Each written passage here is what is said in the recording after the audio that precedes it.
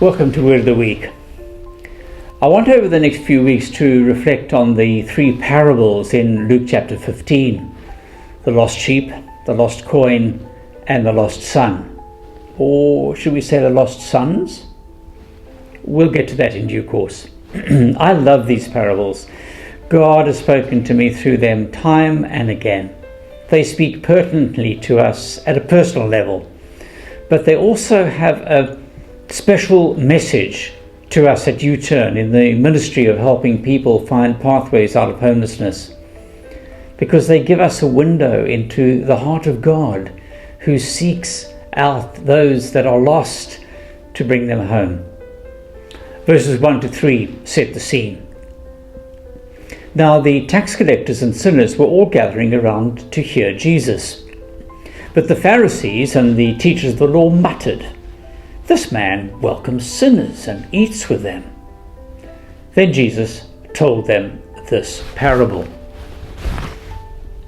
Jesus was on the receiving end of criticism. Muttering is the word that Luke uses in verse 2 from the religious leaders of the day, the Pharisees and the teachers of the law, because he was spending time with people they regarded as being social outcasts who should be avoided and, if possible, removed from polite society, the tax collectors and the sinners.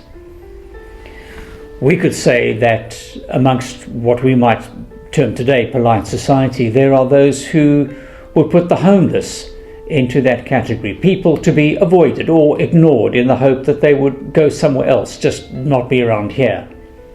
And sadly, we do hear muttering along those lines from some of the housed residents of our cities.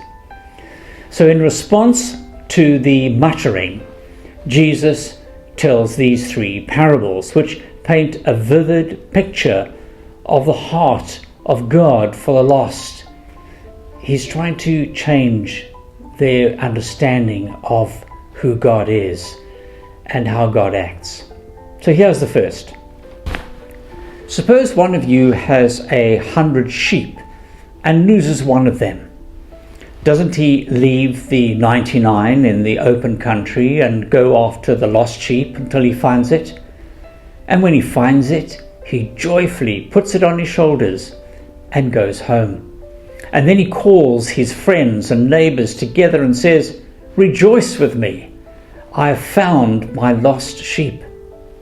I tell you that in the same way there will be more rejoicing in heaven over one sinner who repents than over 99 righteous people who do not need to repent.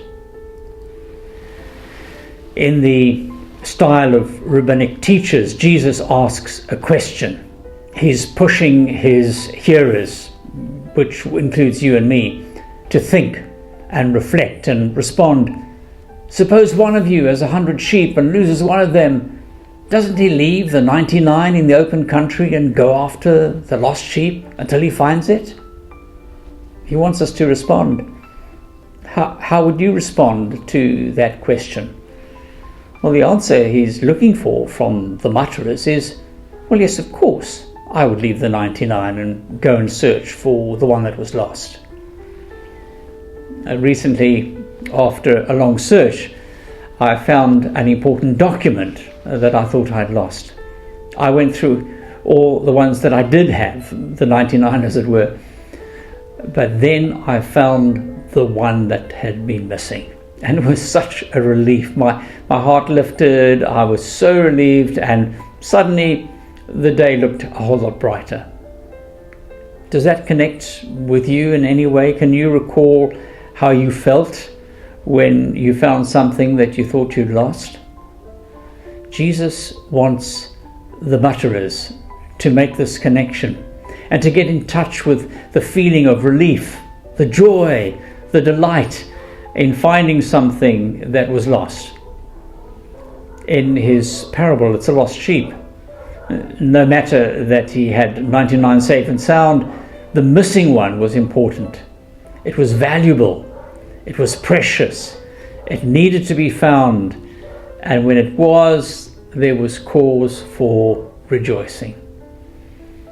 This, Jesus says, gives you an insight into how God feels when one who was lost, one of those tax collectors and sinners, one of those who we would rather were somewhere else, just not here, is found and brought home. And Jesus says, then there's a party in heaven. This past week we celebrated the champs' graduation at the Logos Christian Church in Belleville. There were amazing stories from a few of the champs who were graduating of being found, being brought home, of the people who had, as it were, put them on their shoulders and carried them. Stories of lives turned around, of restoration, of the people who played significant roles in their journeys. We were celebrating stories of those who were regarded as lost, outcasts, to be avoided and ignored, being found, finding their way home, finding their way into a life of sobriety, employment, and a place that they can now call home. There was lots of cheering, there was clapping. It was such a special event. It was a party.